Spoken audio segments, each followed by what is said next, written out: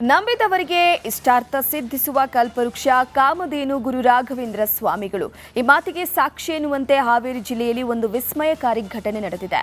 ವೈದ್ಯಕೀಯ ವಿಜ್ಞಾನವೇ ಕೈ ಚೆಲ್ಲಿದ್ದ ಪ್ರಕರಣವೊಂದರಲ್ಲಿ ರಾಯರ ಮಂತ್ರಾಕ್ಷತೆಯಿಂದ ವಿದ್ಯಾರ್ಥಿನಿಯೊಬ್ಬಳು ಸಾವಿನ ದವಡೆಯಿಂದ ಪಾರಾಗಿ ಬಂದಿದ್ದಾಳೆ.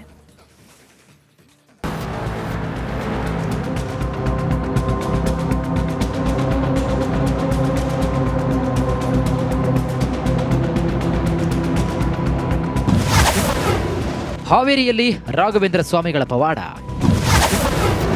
ಸಾವಿನ ದವಡೆಯಿಂದ ಪಾರಾದ ಎಂಬಿಬಿಎಸ್ ವಿದ್ಯಾರ್ಥಿನಿ. ಮಂತ್ರಾಕ್ಷತೆ ಮಹಿಮೆ, ವೀಲ್ಚೇರ್ನಿಂದ ಎದ್ದ ನಿವೇದಿತ.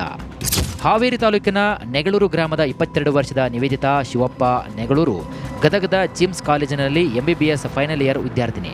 ಸುಮಾರು 7 ತಿಂಗಳ ಹಿಂದೆ ನಿವೇದಿತಾಗೆ ಪದೇ ಪದೇ ಮೂರ್ಛೆ ಹೋಗುವ ಸಮಸ್ಯೆ ಕಾಣಿಸಿಕೊಂಡಿತ್ತು. ನೋಡ್ತಾ ಇದ್ದಂತೆಯೇ ಆಕೆಯ ಕೈಕಾಲುಗಳ ಸ್ವಾಧೀನ ತಪ್ಪಿ ಹೋಗಿತ್ತು. ವೀಲ್ಚೇರ್ ಇಲ್ಲದೆ ಒಂದು ಹೆಜ್ಜೆ ಇಡಲಾರದ ಸ್ಥಿತಿಗೆ ಆಕೆ ಬಂದು ತಲುಪಿದ್ಲು. ವೈದ್ಯ ಲೋಕಕ್ಕೆ ಸವಾಲಾಗಿದ್ದ ಕಾಯಿಲೆ.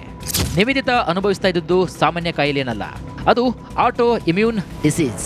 ದೇಹದ ರೋಗ ನಿರೋಧಕ ಶಕ್ತಿಯೇ ತನ್ನದೇ ಆದ ಮೆದುಳಿನ ಕೋಶಗಳ ಮೇಲೆ ದಾಳಿ ಮಾಡಿ ಹಾನಿ ಉಂಟು ಮಾಡುವಂತಹ ಒಂದು ಗಂಭೀರವಾದಂತಹ ಸ್ಥಿತಿ ಇದು. ಹುಬ್ಬಳ್ಳಿಯ ಪ್ರತಿಷ್ಠಿತ ಆಸ್ಪತ್ರೆಗಳು, ಮಣಿಪಾಲ್ ಆಸ್ಪತ್ರೆ ಸೇರಿದಂತೆ ಹಲವೆಡೆ ಚಿಕಿತ್ಸೆ ಕೊಡಿಸಲಾಯಿತು. ಸುಮಾರು 5 ರಿಂದ 6 ಲಕ್ಷ ರೂಪಾಯಿ ಖರ್ಚು ಮಾಡಿದ್ರೂ ಚೇತರಿಕೆ ಮಾತ್ರ ಕಾಣಿಲ್ಲ. ಒಂದು ಹಂತದಲ್ಲಿ ಆಕೆ ಐಸಿಯುಗೆ ದಾಖಲಾದಾಗ ಬದುಕುಳಿಯುವ ಭರವಸೆಯೇ ಕ್ಷೀಣಿಸಿತ್ತು. ವೈದ್ಯರೇ ಇದೀಗ ಕಂಗಾಲಾಗಿದ್ರು.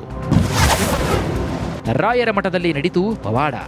ವಿಧಿಯಾಟದ ನಡುವೆ ಕುಟುಂಬಸ್ಥರು ರಾಯರ ಮೇಲೆ ಭಾರವನ್ನ ಹಾಕಿ ಹಾವೇರಿ ತಾಲೂಕಿನ ಹೊಸರಿತ್ತಿ ಗ್ರಾಮದ ರಾಘವೇಂದ್ರ ಮಠಕ್ಕೆ ಆಕೆಯನ್ನ ಕರೆತಂದರು. ಅದೇ ಸಮಯದಲ್ಲಿ 100ನೇ ಸುಶೀಲೇಂದ್ರ ತೀರ್ಥರ ಆರಾಧನಾ ಮಹೋತ್ಸವಕ್ಕಾಗಿ ಮಂತ್ರಾಲಯದ ಶ್ರೀ ಸುಬುಧೇಂದ್ರ ತೀರ್ಥ ಸ್ವಾಮೀಜಿಗಳು ಅಲ್ಲಿಗೆ ಆಗಮಿಸಿದರು. ವೀಲ್ಚೇರ್ನಿಂದ ಕುಳಿತಿದ್ದ ನಿವೇದಿತಾಳ ಸ್ಥಿತಿ ಕಂಡು ಮರುಗಿದ ಸ್ವಾಮೀಜಿಗಳು ರಾಯರ ಮಂತ್ರಾಕ್ಷತೆ ಮತ್ತು ಭಾವಚಿತ್ರವನ್ನು ನೀಡಿ ಆಶೀರ್ವದಿಸಿದರು. 5 ವಾರಗಳ ಕಾಲ ರಾಯರ ಮಠಕ್ಕೆ ನಡೆದುಕೊಂಡು ಪ್ರದಕ್ಷಿಣೆ ಹಾಕಿ ಅಂತ ಸಲಹೆ ನೀಡಿದರು. ಎಂಬಿಬಿಎಸ್ ಓದ್ತಾ ಇರೋ ನಿವೇದಿತಾಳಿಗೆ ಆರೋಗ್ಯ ಸಮಸ್ಯೆ ಆಯಿತು. ಅದಾದ ಬಳಿಕ ಸಾಕಷ್ಟು ದಿನಗಳಿಂದ ಬಳಲಿದ್ಲು. ಎದ್ದು ಕೂರೋಕ್ಕೂ ಆಗದಿರುವಂಥ ಸ್ಥಿತಿ ಆಗಿತ್ತಂತೆ, ನಿಲ್ಲಕ್ಕೂ ಕೂಡ ಆಗ್ತಾ ಇರಲಿಲ್ಲ. ಆವಾಗ ಈ ವೀಲ್ಚೇರ್ನ ಮುಖಾಂತರ ಸಹಾಯ ತೊಗೊಂಡು ಈಗ ಓಡಾಡಲಿಕ್ಕೆ ಮುಂದಾಗಿದ್ದರು. ಒಂದಿನ ಗುರು ರಾಘವೇಂದ್ರರ ಮಠಕ್ಕೆ ಹೋಗಿದ್ರಂತೆ. ಅಲ್ಲಿ ಆರಾಧನೆ ಮಾಡಿದ ಬಳಿಕ ಏನಾಯಿತು ಅನ್ನೋದನ್ನು ಅವ್ರನ್ನೇ ಕೇಳೋ ಪ್ರಯತ್ನ ಮಾಡ್ತೀನಿ. ನಾನು ಬನ್ನಿ ಮಾತಾಡ್ಸಿ ಹೋಗ್ತೀನಿ ಅವ್ರನ್ನ. ಈಗ ಪ್ರಮುಖವಾಗಿ ನಿವೇದಿತ, ಏನು ಓದ್ತಿದ್ರಿ ತಾವು? ನಾವು 4ನೇ ವರ್ಷ ಫೈನಲ್ ಇಯರ್ ಎಂಬಿಬಿಎಸ್ ಓದ್ತಾ ಇದ್ದೀನಿ ಸರ್. ಏನಾಗಿತ್ತಮ್ಮ ನಿಮಗೆ ಪ್ರಮುಖ? ಸರ್, ನಂಗೆ ಗಾಬಾಬಿ ಆಟೋ ಇಮ್ಯೂನ್ ಎನ್ಸೆಫಲೈಟಿಸ್ ಅಂದರೆ ಈ ಭಾರತದಲ್ಲಿ 20 ಜನ ಒಳಗಿರೋರು ಮಾತ್ರ ಬರುತ್ತಂತೆ, ಅದು ವಯಸ್ಸಾದವ್ರಿಗೆ ಬರುತ್ತಂತೆ. ಸೊ ಒಟ್ಟು 20 ಜನದಲ್ಲಿ ಇಡೀ ಭಾರತ ದೇಶದಲ್ಲಿ 20 ಜನಕ್ಕೆ ಬರೋವಂಥ ಕಾಯಿಲೆ ಸರ್ ಇದು. ಅದು ನಿಮ್ಗೆ ಅಟ್ಯಾಕ್ ಆಯಿತು? ಹಾಂ ಸರ್, ಹೌದು, ನಂಗೆ ಅಟ್ಯಾಕ್ ಆಯಿತು. ಏನೇನು ಸಮಸ್ಯೆಗಳಾದವು ಅದ್ರಾಗೆ? ಸರ್, ನನಗೆ ಆವಾಗ ತುಂಬ ಫಿಟ್ಸ್ ಬರೋಕ್ಕೆ ಶುರುವಾಯಿತು, ಬ್ಯಾಲೆನ್ಸ್ ಹೋಗೋದು ಶುರುವಾಯಿತು.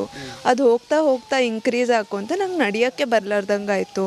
ಸೊ ಕೂತ್ಕೊಂಡು ತಳ್ಕೊಂಡು ಹೋಗ್ತಿದ್ದೆ ನಾನು ಇಷ್ಟು ದಿನಾನು. ಇನ್ನೊಂದು ವರ್ಷ ಆದರೆ ತಾವು ಕೂಡ ವೈದ್ಯರು, ಇಂಥದ್ದಲ್ಲಿ ನಂಬ್ತೀರಾ ಅಂತ? ಹಾಂ ಸರ್, ನಂಬ್ತೀನಿ. ಮಿರಾಕಲ್ ಆಗಿದೆ ಸರ್ ನನ್ನ ಜೀವನದಲ್ಲೂ. ICU ಅಲ್ಲಿ 20 ದಿನ ಇದ್ದರು. ಅವಾಗೂ ಡಾಕ್ಟರ್ಸ್ ಹೋಪ್ಸ್ ಕೊಡಲಿಲ್ಲ ಅಂದರು. ಆ ದೇವ್ರಿದ್ದಾನೆ ಅಂತ ನಾನು ಎದ್ದು ಬಂದೆ ಸರ್. ICUನಲ್ಲೂ 18-20 ದಿನ ಇದ್ವಿ. ಸೊ ಅವಾಗ ಡಾಕ್ಟರ್ಸ್ ಎಲ್ಲ ಹೋಪ್ ಕಳ್ಕೊಂಡಿದ್ರು. ದೇವ್ರನ್ನ ನಂಬ್ರಿ ಅಂತ ಹೇಳಿದರು. ನಾನು ಟ್ರೀಟ್ ಮಾಡೋ ಅಮೃತ್ ಸರ್ ಅವರು. ಸೊ ನಾವು ದೇವ್ರ ಮೇಲೆ ನಂಬಿಕೆ ಇಟ್ವಿ. ನಾನು ಅಲ್ಲಿಂದನೂ ಪಾರಾಗಿ ಬಂದೆ. ಸೊ ನಂಗೆ ಇನ್ನೂ ಹೋಪ್ಸ್ ಹೋಯಿತು ಮೆಂಟಲಿ. ಅಂದರೆ ಇಲ್ಲೇ ಇರಬೇಕಾಯ್ತು, ಇಲ್ಲೇ ಕೂರಬೇಕಾಯ್ತು, ನಾನೇನು ಮಾಡೋಕ್ಕಾಗಲ್ಲ, ನನ್ನ ಗುರಿ ಬೇರೆ ಇದ್ವು, ನಾನು ಸಾಧನೆ ಮಾಡೋಕ್ಕಾಗಲ್ಲ ಇನ್ಮೇಲೆ, ಹಾಗೆಲ್ಲ ಹೋಪ್ಸ್ ಕಳ್ಕೊಂಡಿದ್ದೆ ಸರ್. ನಾನು ಯಾವಾಗಾದರೂ ಇಷ್ಟೇ ಜನ ನೋಡಬೇಕು, ಇಲ್ಲೇ ಮುಂದೆ ಗಿಡ ಇದೆ, ಇಲ್ಲೊಂದು ಬಿಲ್ಡಿಂಗ್ ಇದೆ, ಇಷ್ಟೇ ನೋಡಬೇಕಾಯ್ತಲ್ಲ ನಾನು ಅಂತ ತುಂಬ ಬೇಜಾರು ಮಾಡ್ಕೊಂಡಿದ್ದೆ ಸರ್. ಆವಾಗ ಏನಾರು ಆಗಲಿ ಅಂತ ಒಂದಿನ ಡಿಸೈಡ್ ಮಾಡಿದೆ ಸರ್. ಏನಾರು ಆಗಲಿ ನನ್ನ ರೂಮಲ್ಲಿ ಹೋಗಿ ನಂಗೆ ಏನಾರು ಆಗಲಿ ದೇವ್ರೆ, ಇವತ್ತು ರಾಯರೇ ನಾನು ನಂಬಿದ್ದೇವರು, ನಂಗೆ ಏನಾರು ಆಗಲಿ, ನಾನು ಕಣ್ಣಿಗೆ ಚುಚ್ಚಲಿ, ನಾನು ಈ ಕಡೆ ಆದರೂ ಬೀಳಲಿ, ಇನ್ನೂ ಪೆಟ್ಟಾಗಲಿ ನನ್ನ ಬ್ರೈನಿಗೆ, ಕಾಲರು ಫ್ರ್ಯಾಕ್ಚರ್ ಆಗಲಿ, ಏನಾರ ಮಾಡಪ್ಪ ರಾಯರೇ ಅಂತ ಎದ್ದು ನಿಂತೆ ಸರ್, ಕಾಟ್ ಹಿಡ್ಕೊಂಡು. ಅವಾಗ ನಂಗೆ ಆಶ್ಚರ್ಯ ಆಯ್ತು, ಎದ್ದು ನಿಂತ್ಬಿಟ್ನಲ್ಲ. 6-7 ತಿಂಗಳದಿಂದ ನಂಗೆ ಬರ್ತಿರ್ರಿ, ಇನ್ನೂ ಅದೇ ಮಧ್ಯಾಹ್ನನೇ ತೆಳ್ಕೊಂಡು ಹೋಗಿನಿ. ಸೊ ಸಡನ್ನಾಗಿ ಹೆಂಗೆ ಎದ್ದು ನಿಂತೆ, ಇದು ನಂಗೆ ಆಶ್ಚರ್ಯ ಆಗಕ್ಕೆ ಶುರುವಾಯಿತು. ಸ್ವಾಮೀಜಿಗಳ ಮಾತಿನಂತೆ ನಿವೇದಿತಾ ಭಕ್ತಿಯಿಂದ ರಾಯರ ಸೇವೆ ಪ್ರಾರಂಭಿಸಿದ್ಲು. ಆಶ್ಚರ್ಯಕರವಂದರೆ 5 ವಾರ ಮುಗಿಯುವ ಮೊದಲೇ, ಅಂದರೆ ಕೇವಲ 3 ವಾರಗಳಲ್ಲಿ ನಿವೇದಿತಾಳ ಆರೋಗ್ಯದಲ್ಲಿ ಅದ್ಭುತ ಚೇತರಿಕೆ ಕಂಡುಬಂತು. ವೀಲ್ಚೇರ್ನಲ್ಲಿ ಅಸಹಾಯಕಳಾಗಿ ಕುಳಿತಿದ್ದ ಆಕೆ ಇಂದು ಯಾರ ಸಹಾಯವೂ ಕೂಡ ಇಲ್ಲದೆ ತನ್ನಷ್ಟಕ್ಕೆ ತಾನೇ ಎದ್ದು ಓಡಾಡ್ತಿದ್ದಾಳೆ. ಲಕ್ಷಾಂತರ ರೂಪಾಯಿ ಖರ್ಚು ಮಾಡಿದರೂ ಸಿಗದಂತಹ ಗುಣಮುಖ ರಾಯರ ಮಂತ್ರಾಕ್ಷತೆಯ ಮಹಿಮೆಯಿಂದ ಸಿಕ್ಕಿದೆ ಅಂತ ನಿವೇದಿತ ಕುಟುಂಬಸ್ಥರು ಭಾವುಕರಾಗಿದ್ದಾರೆ. 5 ವಾರ ನಡ್ಕೊರಿ 3ನೇ ವಾರದೊಳಗೆ ನಿಮಗೆ ರಿಸಲ್ಟ್ ಸಿಗ್ತತಿ ಅಂತ ಹೇಳಿ ಅವಾಗ 2ನೇ ವಾರ ಅವಳು ಬೇಜಾರಾಗಿ ಹೋಗಲಿಲ್ಲ. ಯಾಕೋ ನಮ್ಗೆ ಹಿಂಗಾಯ್ತು, ನಂಗೆ ರಾಯರು ನಂಗೆ ಯಾರು ದೇವರು ನಂಗೆ ಕರುಣೆ ಕೊಡಲಿಲ್ಲಲ್ಲ ಅಂತ ಭಾಳ ಬೇಜಾರಾಗಿ 15 ದಿನ ಅಂತೂ ಫುಲ್ಲಾಗಿ ಮಾನಸಿಕನಾದಂಗೆ ಆದ್ಲು.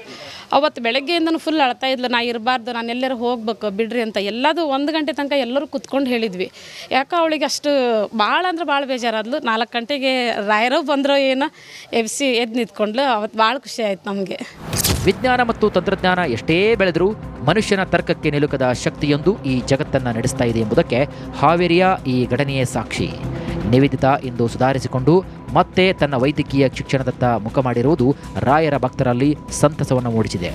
ನಾನು ಕೂಡ ವೈದ್ಯಾಗಿ ಮುಂದೆ ಬರುವಂಥ ವ್ಯವಸ್ಥೆ ಇತ್ತು. ದೊಡ್ಡ ದೊಡ್ಡ ಹಾಸ್ಪಿಟಲ್ಗಳಲ್ಲಿ ಲಕ್ಷಾಂತರ ರೂಪಾಯಿ ಹಣ ಖರ್ಚು ಮಾಡಿದ್ರು ಆರೋಗ್ಯ ಸರಿ ಹೋಗಲಿಲ್ಲ. ಆದರೂ ಕೂಡ ಬಂದಂಥ ಮಟ್ಟಕ್ಕೆ ಹೋದಾಗ ಅಲ್ಲಿ ಬೇಡ್ಕೊಂಡ್ರಂತೆ ರಾಘವೇಂದ್ರ ಸ್ವಾಮಿಗಳು ಕಾಪಾಡಿ ಅಂತ. ಅದಾದ ಬಳಿಕ ಈಗ ಎಷ್ಟೋ ಹಣವನ್ನು ಖರ್ಚು ಮಾಡಿ ಆಸ್ಪತ್ರೆ ಅಲ್ದಾಡ್ದು ಕೂಡ ಆರೋಗ್ಯ ಸರಿ ಹೋಗೋದದ್ದು ರಾಘವೇಂದ್ರ ಸ್ವಾಮಿಯ ಪವಾಡ ಅಂತಲೇ